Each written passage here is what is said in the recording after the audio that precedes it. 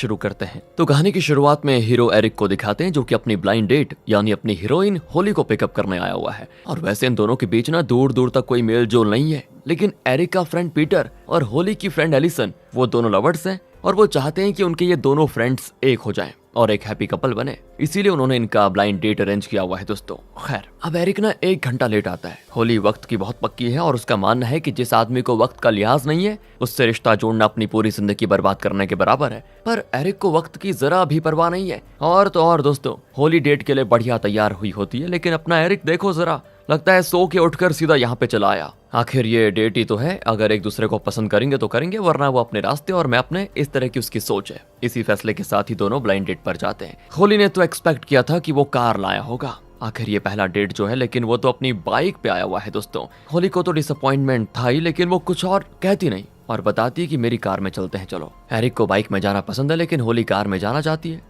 Eric वैसे comfortable तो नहीं होता, लेकिन थोड़ा एडजस्ट कर लेता है। अब रास्ते में उसको कॉल पे कॉल आ जाते हैं और उसकी बातों से साफ पता चलता है कि वो एक प्ले बॉय है दोस्तों, और उसे कई सारी लड़कियां कॉल करती रहती हैं। होली को भी इसका अंदाजा हो जाता है और वो ऐसे आदमी के साथ डेट पर जाना ही नहीं चाहती। वो खुलकर कह देती है कि तुम्हारी और मेरी देखो बिल्कुल नहीं जमेगी। एरिक कहता है ठीक है, ऐसा है तो फिर मैं चलता हूँ। कहकर वो जाने लगता है तो होली कहती है कि पीटर और एलिसन को बुरा लगेगा अगर हम डेट पे नहीं गए, तो कम से कम उनका दिल रखने के लिए हम साथ में डिनर तो कर ही लेते हैं। एरिक कहता है अरे जब बात नहीं बनने वाली तो बेकार में डिनर का खर्चा क्यों उठाएं और खामखा 1-2 घंटे वेस्ट क्यों करें। मेरे पास एक आइडिया है, दोनों बार में जाकर खूब पीते हैं और फिर कहीं कमरा लेकर जरा लवी डबी करते हैं, फिर दोनों अपने रास्ते चले जाते हैं। क्या कहती हो? पीटर और एलिसन से कह देंगे कि हम एक दूसरे के लिए सही नहीं है, बात खत्म। अब उसकी बातें होली को बहुत ही अश्लील लगती हैं और कहती है कि तुम जैसा कैरेक्टर लेस आदमी मैंने आज तक नहीं देखा, पहले पता होता ना मैं कभी आती भी नहीं। जवाब में दोस्तों एरिक भी भड़क जाता है कि तुम्हारी वजह से मेरा बहुत टाइम वेस्ट हो गया है, मुझे भी तुम जैसी सती सावित्री चाहिए ही नहीं। इस तरह दोनों आपस में तू मैं करने लग जाते हैं। यहाँ पहली डेट में झगड़ा करके दोनों हो जाते हैं अलग। होली एलिसन को कॉल करके डांटती कि तुमने मुझे ऐसे आदमी के साथ सेट करवाया जिसका कोई कैरेक्टर नहीं है, बताओ वक्त का जरा भी पाबंद नहीं है, मुझे डेट पे ले जाने के लिए कार में नहीं आया, बाइक में आ गया, गधा कहीं का। मैं सच कह रही हूँ, मुझे उसका थोबड़ा दोबारा देखना ही नहीं। और फिर एरिक भी होली को काफी कोसते हुए अपनी बाइक लेकर निकल जाता है। लेकिन क्या इन दोनों ने दोबारा एक दूसरे को नहीं देखा? जवाब है दोस्तों, उन्हें एक दूसरे को देखना पड़ा। पीटर और एलिसन की शादी से लेकर उनकी बच्ची पैदा होने तक के हर सेलिब्रेशन में उन्हें एक दूसरे को देखना पड़ा, पर हर मुलाकात झगड़े में खत्म हुई। एरिक जानबूझकर होली को परेशान करता तो होली उसकी इंसल्ट करने में एक भी मौका नहीं छोड़ती। दोनों मतलब एक दूसरे से जी जान से नफरत करते हैं। जी हाँ दोस्तों, जी जान से। वैसे एरिक एक फेमस बास्केटबॉल टीम का टेलीविजन टेक्निकल स्पोर्ट डायरेक्टर है। उसे इमोशंस, प्यार, इन सब से कोई लेना देना नहीं है। वो अपनी दुनिया में मस्त रहता है, पार्टीज करना, गर्लफ्रेंड्स के साथ टाइम पास करना, इसी में वो खुश है दोस्तों। वो अपने करियर में एक अच्छी पोजीशन पर पहुंचना चाहता है और लाइफ में कभी शादी नहीं करना चाहता, यही है उसका लाइफ का गोल। दूसरी ओर होली अपनी एक बेकरी चलाती है और वो अपनी कई सारी ब्रांचेस खोलना चाहती है और अपने बिजनेस को बढ़ाना उसका एम्बिशन है दोस्तों। वो एक अच्छे जिम्मेदार आदमी से शादी करके अपना परिवार बसाना चाहती है। एरिक के साथ तो उसकी बनी नहीं, लेकिन कुछ दिनों से उसकी बेकरी में सैम नाम का एक कस्टमर आता रहता है। दिखने में बड़ा हैंडसम लगता है होली को और उसकी बातों से पता चलता है कि वो भी बहुत ही जिम्मेदार और केयरिंग इंसान है। इस तरह होली उसे बहुत ही पसंद करती है, वो भी होली से बहुत ही अच्छे से पेश आता है। पता नहीं उसे होली पसंद है या नहीं, लेकिन लगता तो है दोस्तों।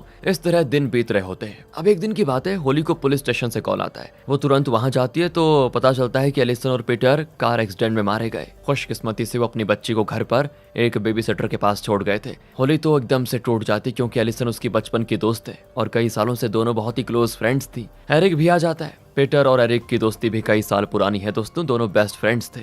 उससे भी दुख बर्दाश्त नहीं होता। उनकी बच्ची को एक फॉस्टर होम में रखा जाता है। एरिक और होली उनसे बात करते हैं तो वो कहते हैं कि आप कल आकर सोफी को देखिए, उस बच्चे का नाम सोफी है। अब और कोई रास्ता ना पाकर एरिक और होली एलिसन और पीटर के घर जाकर अलग अलग कमरों में सो जाते हैं और सुबह उठकर वो सोफी को लेने फॉस्टर होम के लिए निकलते हैं। तब पीटर और एलिसन का लॉयर इनसे मिलता है। वो बताता है कि पीटर और एलिसन ने सोफी की गार्डियनशिप तुम दोनों के नाम की है। उन्होंने अपनी विल में पहले से ये लिखा हुआ है कि अगर किसी वजह से हम दोनों ना रहें तो हमारी बेटी सोफी को एरिक और होली को सौंप दिया जाए। तो वो लॉयर बताता है कि अगर आप दोनों मिलकर सोफी की अच्छी देखभाल करें और उसे पाल पोस कर बड़ा करने की जिम्मेदारी लेने को तैयार हैं तो उनका ये घर आपके नाम हो जाएगा। अब ये दोनों चौंक जाते हैं और बताते हैं कि शायद आप गलत समझ बैठे, हम कपल नहीं है। कपल तो क्या, एक दूसरे के दोस्त भी नहीं है, हम बस एलिसन और पीटर के फ्रेंड्स हैं, बाकी हमारा आपस में कोई रिश्ता नहीं है। ऐसे में हम दोनों मिलकर सोफी की देखभाल कैसे करेंगे? तो लॉयर कहता है ठीक है, अगर ऐसा है तो हम सोफी को फोस्टर होम भेज देंगे, वहाँ कोई और उसको गोद ले लेगा। अब वो पूछते हैं कि अगर हम दोनों उसकी केयर नहीं करना चाहते तो सोफी को फोस्टर होम भेजने के अलावा कोई रास्ता है क्या? तो वो कहता है कि पीटर के पिता और एक भाई भी हैं,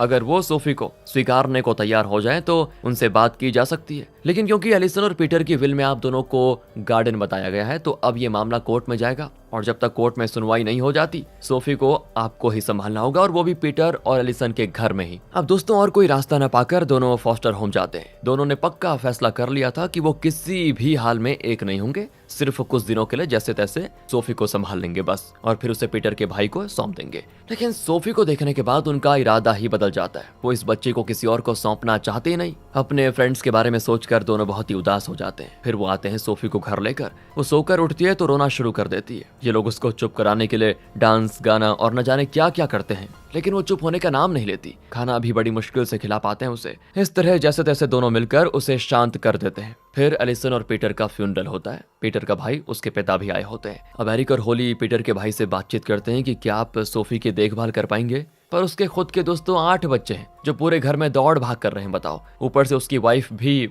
फिर से प्रेग्नेंट है, वो उन्हीं को संभाल नहीं पा रहा था, तो इस बच्ची की क्या देखभाल कर पाएगा? यही सोचकर दोनों पीटर के पिता से बात करते हैं कि सोफी को देखिए, बिल्कुल आपके बेटे पीटर पर गई हुई है, आप अपनी पोती का ख्याल तो रख ही सकते हैं ना। पर तभी सोफी गलती से दादाजी का ऑक्सीजन ट्यूब खींच लेती है और एक ही पल में उन्हें मौत आते आते रह जाती है। दोस्तों अब इस तरह एरिक और होली को पता चल जाता है कि अब सोफी को ना तो पीटर के भाई को सौंपा जा सकता है ना उसके पापा को। सबके जाने के बाद एरिक और होली बैठकर सोचते हैं और इस नतीजे पर पहुंच जाते हैं कि हमारे बीच चाहे जितनी भी अनबन हो, लेकिन सोफी को हमें ही ख्याल रखना होगा। अपने फ्रेंड्स की खातिर हमें वो जिम्मेदारी निभानी होगी। अगले दिन दोस्तों कोर्ट में सुनवाई होती है और जज कहती है कि अगर तुम दोनों सोफी की केयर करने को तैयार हो तो तुम्हें सोफी को उसके पेरेंट्स के घर में पालना होगा। बीच बीच में सोशल सर्विसेज के तहत चाइल्ड वेलफेयर ऑफिसर आकर देख जाएगी कि तुम दोनों सोफी की अच्छी तरह केयर कर रहे हो या फिर नहीं। अगर उन्हें लगा कि बच्ची की अच्छी परवरिश नहीं हो रही तो वो सोफी को वापस फॉस्टर होम में भेज देंगे, जहां कोई और उसे गोद ले लेगा। ये फैसला सुनकर दोनों सोफी को घर लेकर आ जाते हैं। लगता है रास्ते में सोफी ने डायपर में पोटी कर दिया था। अब दोनों उसके डायपर को चेंज करना नहीं चाहते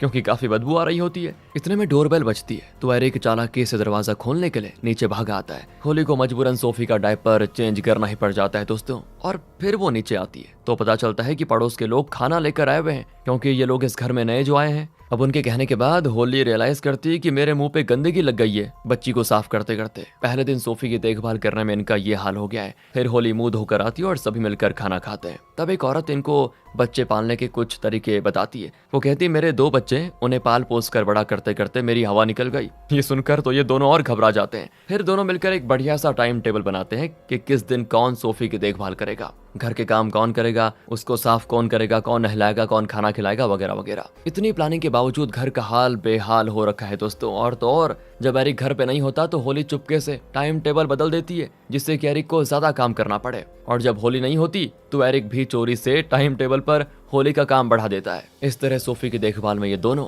चीटिंग पे चीटिंग करके अपना काम एक दूसरे पे थोप रहे होते हैं। इसी बीच नटखट सोफी की कुछ हरकतें उनके चेहरे पे स्माइल भी लेकर आ जाती हैं और इनके बीच के जो झगड़े थे वो काफी हद तक कम होते नजर आते हैं। एक दिन सोफी के पेट में थोड़ी ये सूजन होती है तो होली उसको लेकर एक डॉक्टर के पास जाती है। वो डॉक्टर कोई और नहीं सैम है दोस्तों, जो अक्सर होली की बेकरी में आया करता था और जिस पर होली को क्रश भी है। वो कहता है अरे आप कई दिनों से शायद बेकरी नहीं आई। मैंने आपके स्टाफ से पूछा तो उन्होंने मुझे सारी बातें बताई कि आपकी फ्रेंड एक्सीडेंट में मारी गई और उन्हीं की बच्ची को आप पाल रही हैं। आप सच में ग्रेट हो जो अपनी फ्रेंड की बेटी का इतना ख्याल रखती हो। होली कहती है हाँ वो मेरी बहुत ही क्लोज फ्रेंड थी। सोफी बड़ी प्यारी बच्ची है पर इसे संभालना उतना आसान नहीं है। ना मैं अपना काम ठीक से कर पाती हूँ ना इसकी अच्छी से केयर कर पा रही हूँ, पर हाँ कोशिश जरूर कर रही हूँ। वैसे दोस्तों होली तो शादी करके एक परिवार बसाना चाहती थी, लेकिन जब से सोफी को पालना शुरू किया शादी का आइडिया ही उसके दिमाग से निकल चुका है। उसे लगता है कि परिवार संभालने में बहुत लोचा है जिससे वो हैंडल नहीं कर पाएगी। अब सैम सोफी को चेक करके कहता है कि डरने की बात नहीं है, कोई इन्फेक्शन हुआ है, मैं दवा दे दूंगा, 2 दिन में ठीक हो जाएगी।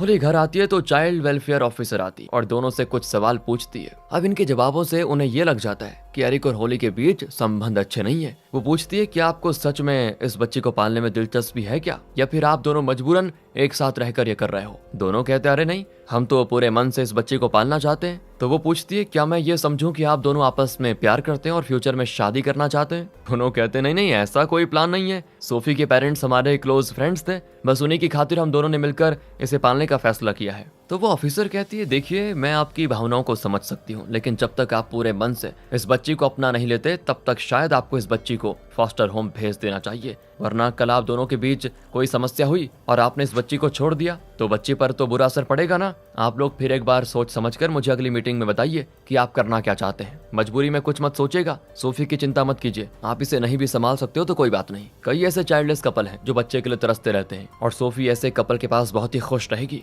पर मेरी पर्सनल राय तो यह है कि आप दोनों एक अच्छे कपल बनेंगे और सोफी को बहुत प्यार करेंगे, तो इस बारे में भी जरा सोचिएगा। और 2 मीटिंग्स होंगी, आपके पास बहुत ही कम टाइम है, सोचकर बताइए। कहकर वो चली जाती है। अब एक दिन की बात है, सोफी रात को बहुत रोती है। इनकी समझ में नहीं आता कि वो भूख के मारे रो रही है या फिर उसे कोई और तकलीफ है। तो पड़ोस में एक छोटी लड़की होती है जिसके साथ सोफी अच्छे से खेलती है, तो ये लोग उसको बुला लेते हैं और वो बड़े प्यार से सोफी को शांत करवाती है। वैसे दोस्तों, एरिक और होली अक्सर इस लड़की को बेबी सिटिंग के लिए बुलाते हैं। जाते वक्त एरिक उस लड़की को थोड़े पैसे भी दे देता है, वो भी लेकर चली जाती है। लेकिन जैसे वो बाहर जाती तभी सोफी फिर से रोने लगती है। अब दोबारा तो उस लड़की को बुला नहीं सकते, तो ये दोनों सोफी को रात भर कार में लेकर घूमते रहते हैं। तब जाकर वो चुप रहती है। रात भर ड्राइव करके एरिक थक चुका होता है। अब अगले दिन उसको एक बहुत बड़ा ऑफर मिलता है जिसमें उसको एक बहुत बड़े मैच का टेलीकास्ट डायरेक्शन करना होता है। एरिक बड़ा खुश भी होता है कि उसका सपना पूरा होने वाला है, क्योंकि ये बहुत ही बड़ा ऑफर है। पर आज सोफी को संभालने की बारी होती है एरिक की, तो वो होली से विनती करता है कि प्लीज आज एक दिन तुम उसको देख लो, कल और परसों मैं देख लूंगा। लेकिन वो कहती है आज मुझे एक इवेंट में जाना है जहां मैंने केटरिंग का कॉन्ट्रैक्ट लिया है, आज मैं घर नहीं रह सकती प्लीज। फिर एरिक अपने फ्रेंड्स को मदद के लिए बुलाता है, लेकिन कोई भी आने को तैयार नहीं होता। आखिर में एरिक का एक ड्राइवर फ्रेंड आ जाता है। एरिक उसकी टैक्सी में सोफी को भी लेकर ऑफिस आ जाता है।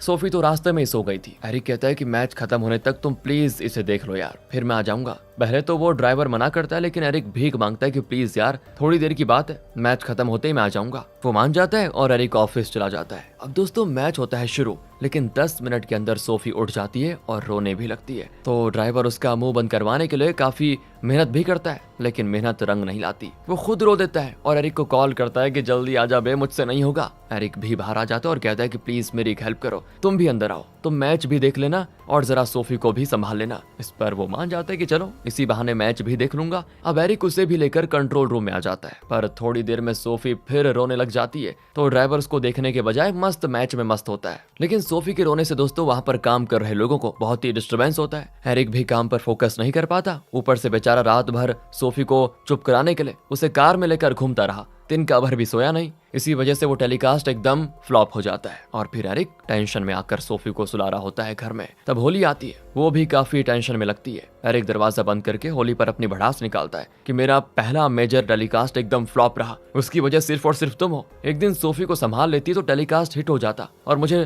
तरक्की मिल गई होती आज। तो बस दोस्तों, होली भी अपने हिस्से का सुनाती है कि करियर सिर्फ तुम्हारा खराब हुआ है क्या, मैं भी तो अपना काम नहीं कर पा रही हूँ, दिन रात इस बच्ची की देखरेख में निकला जा रहा है। इस तरह दोनों ही बच्ची को लेकर झगड़ते रहते हैं कि इसकी वजह से हम काम नहीं कर पा रहे। अब दोनों को दोस्तों अपने फ्रेंड्स एलिसन और पीटर पर गुस्सा आता है कि क्या मुसीबत छोड़ गए हमारे लिए। एरिक टेंशन में अपनी बाइक में निकल जाता है और एक जगह बहुत रोता है जाकर। वैसे नॉर्मली तो एरिक के अंदर इमोशन नाम की कोई चीज नहीं है, लेकिन अब वो बहुत ही इमोशनल होकर रोता है। उसे बहुत बुरा लग जाता है कि उसने गुस्से में अपने क्लोज फ्रेंड के बारे में ऐसा कह दिया। पीटर ने एरिक की कई तरह मदद की थी, अगर पीटर ना होता तो शायद एरिक लाइफ में कभी इतनी आगे नहीं बढ़ पाता। उसने अपनी बेटी की जिम्मेदारी मुझे सौंपी और मैंने उसके लिए ऐसे शब्द कह दिए। इस तरह वो अपने को कोस रहा होता है, उसे अपनी गलती का एहसास हो जाता है और वो शांत होकर फिर लौटता है घर। इसी बीच होली भी रियलाइज करती है कि उसने अपनी क्लोज फ्रेंड की बच्ची को बोझ समझा, उसे अपने किए पे पछतावा होता है। वो भी परेशान हो जाती है और अपनी एलिसन और पीटर की एक वीडियो देखती है। तब एरिक आकर उसे पास बैठाता है और कहता है कि हमें अपने फ्रेंड्स के बारे में ऐसी बातें नहीं करनी चाहिए थी। उन्हें हम पर इतना विश्वास था कि जीते जी उन्होंने ऐसा विल बनाया कि अगर हमें कुछ भी हो गया तो हमारी बेटी के गार्डियंस एरिक और होली होंगे। बताओ, मैं 17 साल का था जब समर वेकेशन में मेरा एक एक्सीडेंट हुआ था। चोट की वजह से मुझे कुछ दिन के लिए कमरे में अकेला रहना पड़ा। मेरे बाकी फ्रेंड्स मजे से बाहर खेलते थे, वेकेशन पे जाते थे, एंजॉय करते थे, लेकिन पीटर ऐसा नहीं था। वो हमेशा मेरे साथ रहा, मुझे सपोर्ट करता रहा, मुझे कमरे में अकेला रहते देख वो भी मेरे साथ पूरा का पूरा समर उसी कमरे में रहा। इस तरह वो इमोशनल होकर पीटर के बारे में काफी सारी बातें शेयर करता है। अब दोनों फैसला करते हैं कि दोनों अपनी उलझने, अपने मनमुटाव एक तरफ रखेंगे और सोफी के लिए टाइम निकालेंगे, उसको प्यार करेंगे। फिर वो पीटर और एलिसन की फोटोज वगैरह को हटाने लग जाते हैं क्योंकि उनको देखकर दोनों उदास हो जाते हैं इसीलिए, और वहाँ अपनी फोटोज रखकर ये घर का होलिया थोड़ा ठीक कर देते हैं। लेकिन इनके बीच में पर्सनली कोई बॉन्डिंग नहीं है दोस्तों। एरिक अपनी पसंद की लड़कियों को घर पे लेकर आता है, होली भी उसको अनदेखा करके अपना काम करती रहती है। इस तरह कुछ महीने बीत जाते हैं। अब होली तो बेझिझक सोफी को अपनी बेकरी लेकर जाती है, उसके स्टाफ भी सोफी की केयर करते हैं और अब उसे खाना खिलाने के लिए भी होली ने कई तरकीबें निकाल रखी थी, मतलब उसको दिक्कत नहीं होती खाना खिलाने में। सोफी अब चलने भी लग जाती है, यहाँ वहाँ भागती भी है और ये लोग उसके पीछे पीछे लगे रहते हैं। घर पर उसके साथ खेलना, मस्ती करना, इन चीजों में अब इनका मन लगने लगता है। शुरू में जो बच्ची इनको बोझ लगी अब वो इनकी खुशी का एक कारण बन चुकी है दोस्तों, मुख्य कारण। तो एक दिन सोफी को लेकर सुपरमार्केट जाते हैं दोनों। वहाँ सैम आता है और होली एरिक को उससे मिलवाती है। सैम को लगता है कि इन दोनों के बीच शायद प्यार है, लेकिन इस बात से दोनों साफ इंकार करते हुए कहते हैं कि हम तो बस अपने फ्रेंड्स की बेटी के लिए एक हुए हैं, हमारे बीच ऐसी कोई इमोशनल बॉन्डिंग नहीं है। अब एरिक होली और सैम को अकेला छोड़कर चला जाता है। अब सैम को यकीन हो जाता है कि एरिक और होली के बीच कोई रिलेशनशिप नहीं है, इसीलिए वो होली को डिनर पे बुलाता है। अब दोस्तों सैम होली का क्रश था, लेकिन अब वो सैम के बारे में ऐसा फील करती है या नहीं ये तो नहीं पता, लेकिन महज डिनर की तो बात है, यही सोचकर वो मान जाती है। अगले दिन दोनों डिनर के लिए मिलते हैं। सैम की शादी हो चुकी थी लेकिन अब उसका डिवोर्स हो चुका है। असल में वो होली को चाहता है और उससे शादी करना चाहता है। इस बारे में वो बात छेड़ने लग जाता है कि होली को आता है कॉल। एरिक कॉल करके कहता है कि तुम प्लीज सैम को फोन दो। वो भी सैम को फोन देती है। तो एरिक कहता है कि सोफी को तेज बुखार है डॉक्टर,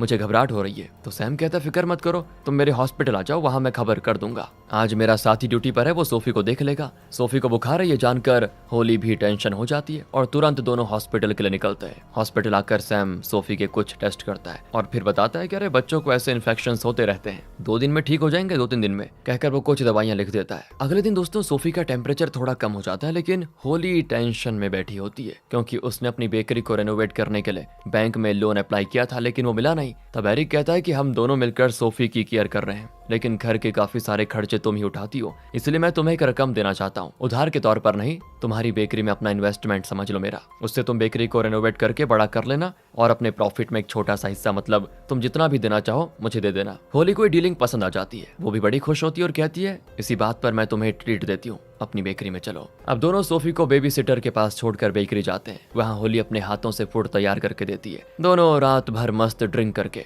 बातें करते हैं और बातों ही बातों में इस तरह दोनों का कनेक्शन हो जाता है। लगता है दोस्तों बॉन्डिंग हो चुकी है। फिर होली पूछती है क्या तुम मुझे बाइक चलाना सिखाओगे? अरे कहते हैं हाँ सिखा सकता हूँ, लेकिन होली अचानक से एक्सीलरेटर को इतना तेज दबा देती है कि बाइक आगे निकल जाती है और एक बस के नीचे आकर उसकी चटनी बन जाती है और वो एकदम से घबरा जाती है, मैंने क्या कर दिया, अब पता नहीं एरिक क्या कहेगा। वो बार बार माफी मांगती है कि तभी एरिक कहता है कोई बात नहीं, बाइक ही तो है, दूसरी आ जाएगी, तुम सही सलामत हो यही काफी है। इस तरह वो बड़े प्यार से बात करता है। होली को भी लगता है कि ये मेरी केयर करता है, बढ़िया है। फिर घर आकर वो बेबी सिटर को पैसे देकर भेज देते हैं, लेकिन वो जाते जाते ये कह जाती है कि आप दोनों बहुत प्यारे कपल लगते हो पता है। और दोस्तों लगता है बस उसके कहने की ही कमी रह गई थी, क्योंकि उसके जाने के बाद होली और एरिक के बीच रोमांस शुरू हो जाता है। दोनों इंटीमेट होते हैं। अगले दिन से इनका रोमांस भी चलता है और साथ मिलकर कुक करना, सोफी की देखभाल करना, ये सब बहुत ही बढ़िया हो जाता है। लगता है जैसे टॉम एंड जेरी के बीच प्यार हो गया है दोस्तों। दोनों बहुत ही खुश होते हैं और तब चाइल्ड वेलफेयर ऑफिसर आती है। इस बार भी वो पूछती है कि क्या तुम दोनों का शादी का कोई इरादा है,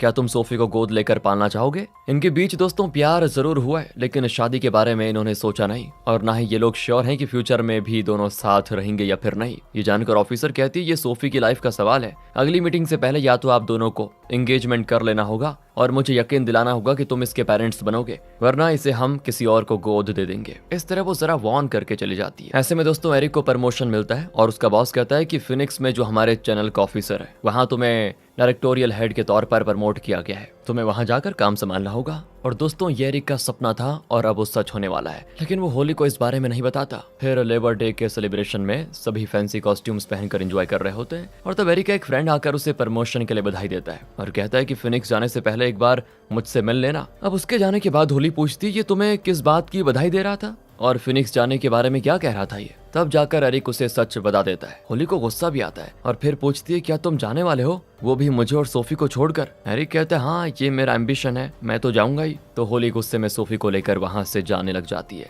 एरिक उसे समझाने की कोशिश करता है लेकिन वो कहती है तुम मजाक कर रहे हो ना, तुम हमें छोड़कर नहीं जा सकते, जरूर हमें भी साथ लेकर जाओगे ना। इस तरह बहुत इनोसेंटली पूछती है लेकिन एरिक कहता है तुम दोनों को लेकर जाने के बारे में मैंने सोचा भी नहीं। होली तो भड़क जाती दोस्तों की अब आ गए ना तुम अपनी औकात पर, ना तुम्हें कभी मेरी चिंता थी ना ही सोफी की, तुम्हें बस अपनी ही पड़ी है। एरिक कहता है देखो अगर ऐसा होता ना तो क्या मैं इतने दिन तक एक ही घर में तुम्हारे साथ रहता, क्या नहीं ना, क्या दिन रात सोफी की देखभाल करता, नहीं ना, अगर तुम्हारी फिक्र नहीं होती तो तुम्हारी बेकरी में इन्वेस्ट क्यों करता। तो होली कहती मैंने तुमसे कोई भीख नहीं मांगी थी, तुमने खुद इन्वेस्ट करने की बात कही इसलिए मैं मान गई थी, और प्रॉफिट में तुम्हें शेयर भी तो देने की बात हुई थी। दोस्तों जब बहस हद पार कर जाती है तो होली कह देती है तुम्हें जहाँ जाना है जाओ, मैं अकेले सोफी की देखभाल कर लूंगी और बेकरी भी संभाल लूंगी। कहकर वो घर आकर अकेली बैठी फूट फूट कर रोती है। उसे लगता है जैसे एरिक ने जो उससे प्यार की बातें की, उसके बारे में केयर किया, वो सब झूठा था। अगले सीन में दोस्तों एरिक फिनिक्स में होता है, वो काम में बिजी होता है लेकिन रात को घर पर जब वो टीवी पर कार्टून वगैरह देखता है तो उसे होली और सोफी की याद आ जाती है। वो उन दोनों को बहुत ही मिस करता है। उसे लगता है शायद उन्हें छोड़कर यहाँ आकर बसना उसकी बहुत बड़ी गलती है। उदास होकर वो ड्रिंक करने लगता है। यहाँ होली अकेले ही सोफी को संभालती है लेकिन उसे एरिक की बहुत याद आती है क्योंकि दोनों हमेशा साथ मिलकर सोफी को देखते थे। और इसी बीच दोस्तों सैम होली के साथ क्लोज होने लग जाता है। वो अक्सर घर आता है और दोनों बाहर घूमने भी जाते हैं। होली खुश दिखती है लेकिन वो एरिक को भुला नहीं पाती। एरिक से भी वहाँ रहा नहीं जाता और होली और सोफी को देखने वो वापस आ जाता है और होली की बेकरी पहुंच जाता है सीधे। तो होली किसी कस्टमर से हंसकर बात कर रही होती है जिसको देखकर एरिक को लगता है कि शायद वो मुझे भूलकर मूव ऑन कर चुकी है। और तब एरिक को देखकर सोफी रोती भी उसके पास भागी चली आती है। एरिक उसे उठाकर प्यार करने लगता है। होली भी काफी कैजुअली बात करती है। लगता नहीं कि वो एरिक से दूर होकर दुखी है दोस्तों, ऐसा एरिक को लगता है। और एरिक के इन्वेस्टमेंट से होली ने जो बेकरी को थोड़ा रीअरेंज किया था, रेनोवेट किया था, वो अब उसने हटा दिया और बेकरी को पहले जैसा बना दिया। एरिक पूछता है तो वो कहती है तुम तो चले गए थे तो मैंने सोचा कि ये पहले जैसा रहेगा तो मैं और कंफर्टेबल फील कर पाऊंगी। वैसे बेकरी अच्छी चल रही है, मैंने और सैम ने घर पर थैंक्सगिविंग की पार्टी रखी हुई है, तुम भी जरूर आना। और अब एरिक रियलाइज करता है कि सैम और होली उस घर में मतलब साथ रह रहे हैं, इसीलिए होली में ऐसा बदलाव आ चुका है कि मुझे भूल चुकी है वो। अगले दिन एरिक एक वाइन बॉटल लेकर थैंक्सगिविंग पार्टी में शामिल हो जाता है और तब पड़ोसी एरिक से उसके काम के बारे में पूछते हैं और बताते हैं कि होली इस घर को बेचकर सोफी को लेकर कहीं और जाने वाली है। तो एरिक गुस्से में किचन में जाता है जहाँ होली अकेली होती है। वो पूछता है तुम घर को बेचने वाली हो क्या? वो भी कहती हाँ, इस बड़े घर का मेंटेनेंस मैं कर नहीं पाती, खर्चा बहुत होता है। तो एरिक कहता है कि मेंटेनेंस का आधा पैसा मैं दे दिया करूंगा पर तुम इस घर को बेच नहीं सकती। पीटर और एलिसन ने विल में लिखा था कि उनकी बेटी की परवरिश इसी घर में होनी चाहिए। बस दोस्तों ये सुनकर होली के अंदर की ज्वालामुखी फट जाती है और वो कहती है अच्छा तो तुम्हें याद था, जब ये सब याद था तो ये भी याद होगा कि पीटर और एलिसन ये भी चाहते थे कि हम दोनों मिलकर उनकी बेटी की परवरिश करें। जब तुम हमें छोड़कर फिनिक्स भाग गए तो तब याद नहीं था क्या तुम्हें? जब मैं पहली बार तुमसे मिली तो मैंने फैसला कर लिया था कि तुम जैसे आदमी से दोबारा कभी नहीं मिलना चाहती, लेकिन क्या करूं किस्मत में कुछ और ही लिखा हुआ था। मैं तुमसे जितना दूर हो जाने की कोशिश करती रही,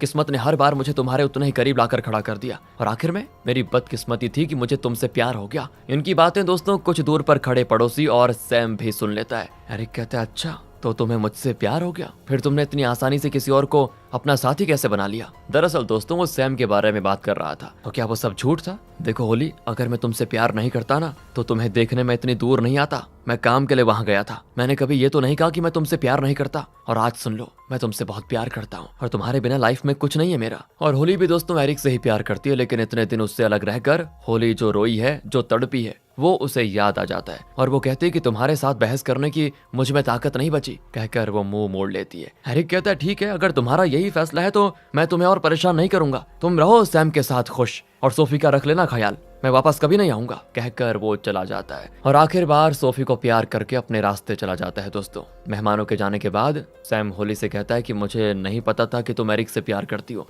वरना मैं तुम्हारी लाइफ में कभी इस तरह आता नहीं। तो होली भी कहती है कि सच कहूं तो मुझे तुम बहुत ही पसंद थे, तुम पर क्रश था मेरा। एरिक से तो मैं नफरत करती थी, लेकिन सोफी की देखभाल करते करते मेरे और एरिक के बीच ऐसी अंडरस्टैंडिंग आ गई थी कि मैं उसको चाहने लगी। अब उसके अलावा और किसी के बारे में मैं सोच भी नहीं पाती। तुम झूठी उम्मीद देने के लिए मुझे माफ कर दो। सैम अपना बड़प्पन जाहिर करते हुए कहता है कि सोफी का ख्याल रखना और मुझे उम्मीद है कि तुम्हारा प्यार तुम्हें जरूर मिलेगा, कहकर बेचारा चला जाता है थोड़ा उदास होकर। दूसरी ओर एरिक फिनिक्स जाने के लिए एयरपोर्ट पहुंच जाता है। घर पर आखिरी मीटिंग के लिए चाइल्ड वेलफेयर ऑफिसर आ जाती है तो होली उसे बताती है कि मैंने और एरिक ने मिलकर ये फैसला किया है कि हम अपने करियर पर ध्यान देंगे। इसलिए वो तो फिनिक्स चला गया जहाँ उसे एक बहुत ही बड़ी पोजीशन मिली है, और मैंने फैसला किया है कि मैं यहीं पर अपनी बेकरी चलाते हुए सोफी की परवरिश करूंगी। इसे मैं गोद लेना चाहती हूँ और एक सिंगल पेरेंट के तौर पर इसे बड़ा करूंगी। अगर फ्यूचर में मैंने शादी की भी तो ऐसे इंसान से करूंगी जो सोफी को अपनी बेटी स्वीकार करे। इस तरह बात करते हुए वो मुड़कर एरिक और सोफी के साथ क्लिक की हुई फोटोज को एक नजर देखती है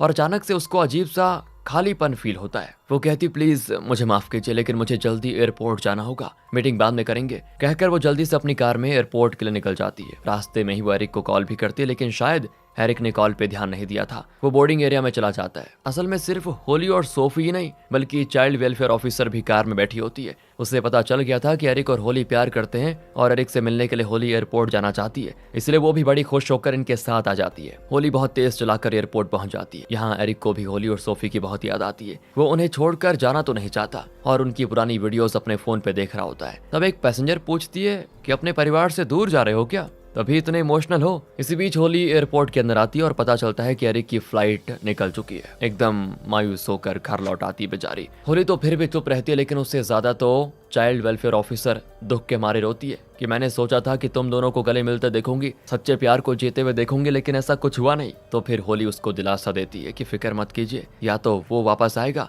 या मैं फिनिक्स चली जाऊंगी, कहकर वो उसे विदा करके घर के अंदर आ जाती है। सोफी को बेड पर सुलाकर वो अंदर आती है तो किसी को देखकर चौंक जाती है दोस्तों, और वो कोई और नहीं एरिक था। एरिक उस फ्लाइट में गया ही नहीं, उसे पता भी नहीं था कि होली ने उसे कॉल और मैसेजेस किए। वो होली से माफी मांगता है कि उस दिन मैंने तुम्हारा दिल दुखाया, लेकिन सच बताऊं तो फिनिक्स में तुम्हारे और सोफी के बिना मुझसे रहा नहीं गया। मेरी समझ में आ गया है कि पीटर और एलिसन ने तुम्हें और मुझे इसीलिए सोफी का गार्डन बनाना चाहा, क्योंकि वो चाहते थे कि हम दोनों एक हो जाए। शायद उन्हें पता था कि हम दोनों टॉम एंड जेरी की तरह लड़ते रहते हैं, लेकिन हम एक दूसरे के लिए परफेक्ट भी तो हैं, इसलिए उन्होंने सोफी को हमें सौंपा है। I love you Holi. इस तरह बहुत ही क्यूटली प्रपोज करता है दोस्तों वो। और तब होली कहती है क्या तुम जानते हो एरिक कि मैं तुम्हें ढूंढते ढूंढते एयरपोर्ट आ गई थी। है तुम एयरपोर्ट आई थी? हाँ, मैं कैसे भी करके तुम्हें रोकना चाहती थी, लेकिन जब पता चला कि फ्लाइट निकल चुकी है तो मैं टूट गई, लेकिन फिर भी मेरे दिल ये कह रहा था कि तुम जरूर वापस आओगे और तुम आ गए। इस तरह वो भी अपने प्यार का इजहार करती है और फिर क्या था दोस्तों, दोनों किस करते हैं और यहाँ से कट करके दिखाते हैं कि सोफी का अब सेकंड बर्थडे है। काफी बड़ी हो चुकी है लेकिन इनके फ्रेंड्स पड़ोसी सभी मिलकर